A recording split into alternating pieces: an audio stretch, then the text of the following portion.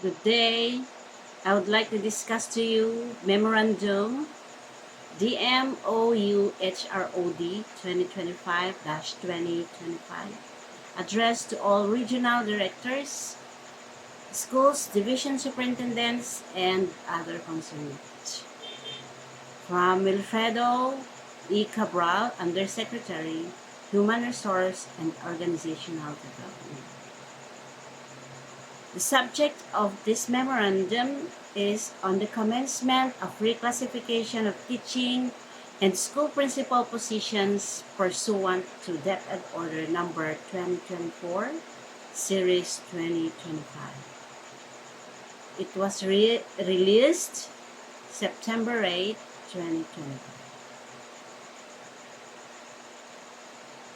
So, in view of this, on the recent issuance of DepEd Order Number 24, 2025 of the guidelines on the implementation of expanded career progression system for teachers and school heads in the Department of Education pursuant to Executive Order 174, Series 2022.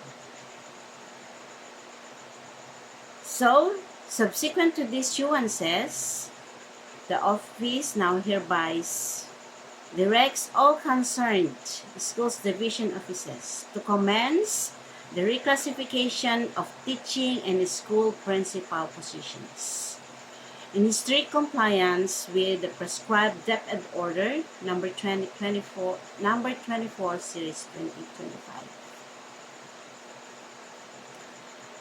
Okay, so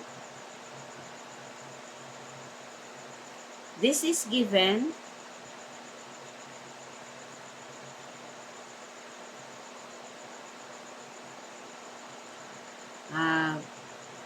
to retirable Teacher 1 positions or Teacher 1 retirable within the next 5 years and head teacher positions and assistant school principal.